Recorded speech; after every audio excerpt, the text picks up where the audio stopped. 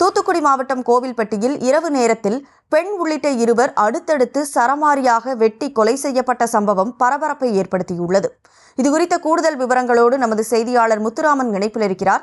முத்துராமன், வணக்கம். கொலை செய்யப்பட்டவர்கள் யார், என்ன காரணத்திற்காக கொலை செய்யப்பட்டார்கள் அப்படிங்கிற விவரம் தெரிய வந்திருக்கா? வணக்கம் கனிமொழி.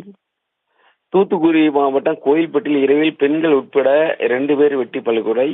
பதிலுக்கு பதிலா என போலீஸ் பல்வேறு கோணங்களாக விசாரித்து வருகின்றனர். தூத்துக்குடி மாவட்டம் கோயில்பட்டி கடலூர் சாலையில் உள்ள டாஸ்மார்க் கடை அருகே இரவு நின்று கொண்டிருந்த வள்ளுவர் நகரைச் சேர்ந்த பிரகதீஷ் என்பவரை மர்ம நபர்கள் சரமாரியாக அரிவாளால் வெட்டி படுகொலை செய்துவிட்டு தப்பி ஓடியுள்ளனர்.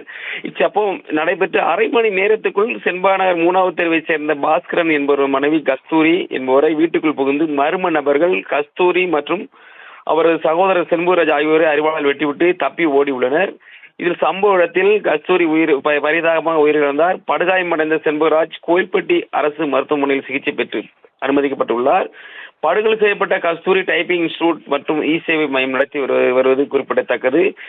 இரு கொலைகள் சம்பவம் குறித்து தகவல் கொடுத்ததும் தூத்துக்குடி மாவட்ட எஸ்பி ஆல்பர்ட் ஜான் மற்றும் கோயில்பட்டி டிஎஸ்பி ஜெகநாதன் ஆகியோர் சம்பவத்தை பார்வையிட்டு பல்வேறு கோணங்களாக விசாரித்து வருகிறார். இது பழிக்கு பழியா என வேற யாருமா என தொடர்ச்சியாக வருகின்றனர். இந்த சம்பவம் குறித்து ஒரே நாளில் தூத்துக்குடி மாவட்டம் கோயில்பட்டி இரவு நடந்த கொலை பெரும் பரபரப்பையும் மக்களிடையே பெரும் அச்சத்தை உருவாக்கி இருக்கிறது.